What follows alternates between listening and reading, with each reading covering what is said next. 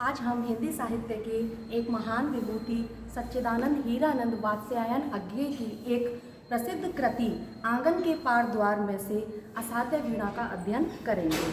असाध्य वीणा, जैसा कि डॉक्टर नरेंद्र ने बताया है, एक चीनी कथा पर आधारित है।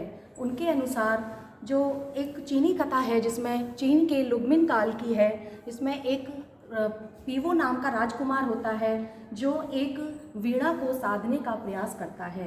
अज्ञे ने इसी कथा का भारतीयकरण किया और एक प्रमुख कृति असाध्य वीणा के नाम से हमें प्रदान की। इस कृति के लिए अज्ञे को साहित्य अकादमी पुरस्कार भी दिया गया है, जो 1964 में दिया गया था। इनकी यह जो रचना है, इसके अंतर्गत एक राजा होता है जिसके पास एक वीणा होती है जो उसे एक उत्तराखंड के गिरी प्रांत से प्राप्त होती है। वह जो वीणा है उसका निर्माण एक ऐसे वृक्ष से होता है जिसे क्रीट वृक्ष कहते हैं। इस वृक्ष की खासियत थी कि यह बहुत प्राचीन था और इसकी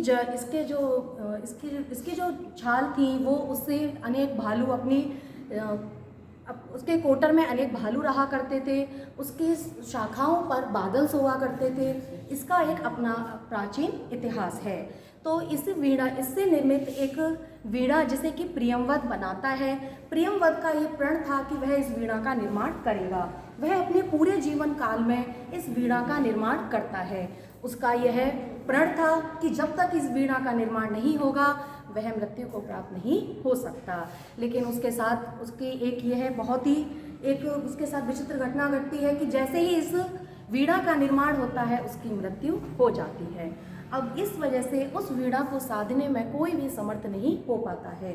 जब राजा के पास यह वीणा आती है तो वह अपने राज्य के, न केवल राज्य के बल्कि बाहर से भी अनेक लोगों को बुलाता है कि कोई इस वीणा को साधने का प्रयास कर सके और हम इस वीणा की धुन को सुन सकें। लेकिन कोई भी इसको साधने में समर्थ नहीं हो पाता है। राजा के सारे जितने भी सामर्थ्यवान होते हैं सब थक जाते हैं, सब हार जाते हैं। फिर एक दिन प्रियंवद का आगमन होता है। प्रियंवद आता है। राजा को एक उम्मीद जागती है कि शायद अब यह इस वीणा को साध सकेगा। प्रियंवद आता है, अपना कंबल खोल के बिछाता है और उस वीणा को उस एक छोटे बच्चे की तरह उस कंबल के ऊपर रखता है और वह उस वीणा के ऊपर नतमस्तक हो जाता है। सबको लगता है कि शायद प्रियंवद हार गया, लेकिन वास्तविकता में जो प्रियंवद होता है वह मौन साधना कर रहा होता है।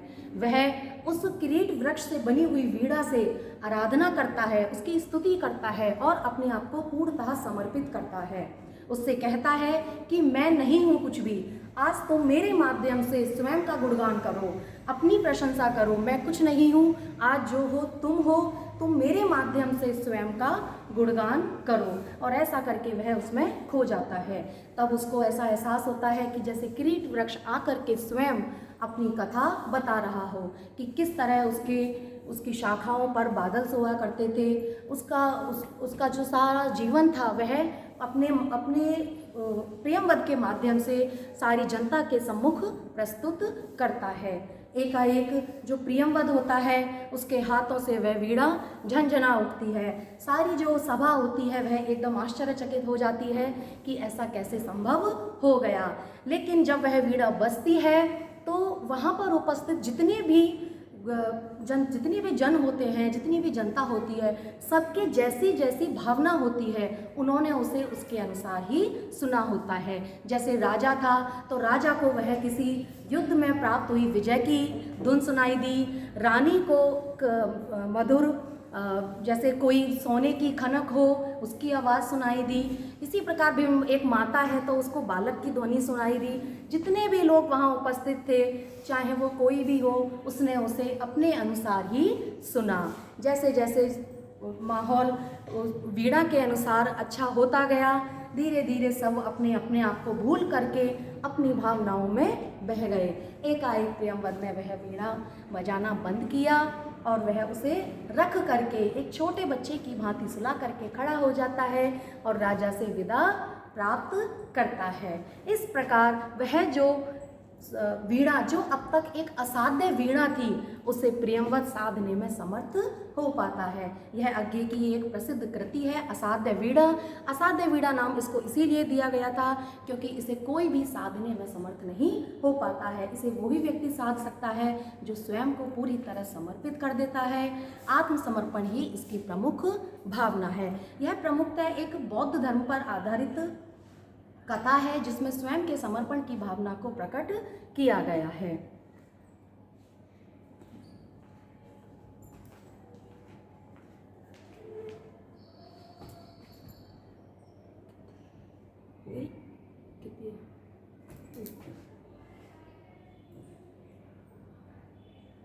यह जो असाध्य वीणा है यह अज्ञे की एक प्रमुख कृति आंगन के पार द्वार से ली गई है।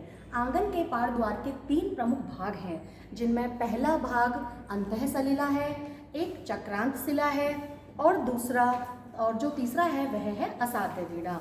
क्योंकि हमारे पाठ्यक्रम में असाध्य वीणा ही लगी हुई है इसलिए आज हमने इसका अध्ययन किया है।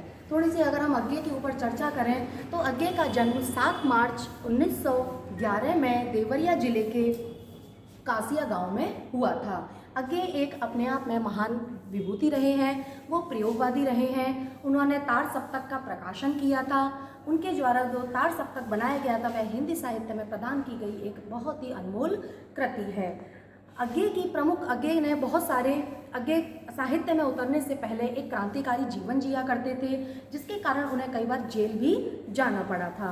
लेकिन जब एक बम बनाने के सिलसिले में जब उनको जेल की यातना सहन करनी पड़ी उसके बाद जब वो बाहर आए थे तो उन्होंने पूरी तरह से क्रांतिकारी जीवन का त्याग कर दिया था। उसके बाद उन्होंने अपना संपूर्ण जीवन साहित्य को समर्पित कर दिया था जिसके अंतर्गत उन्होंने विभिन्न प्रकार के काव्य संग्रह, निबंध, डायरी, लेखन, विभिन्न प्रकार की कृतियों का प्रकाशन किया था। कितनी नावों में कितनी बार इनकी एक प्रसिद्ध रचना है। इसी प्रकार से एक आंगन के पार द्वार भी इनकी प्रसिद्ध रचना है। धन्यवाद।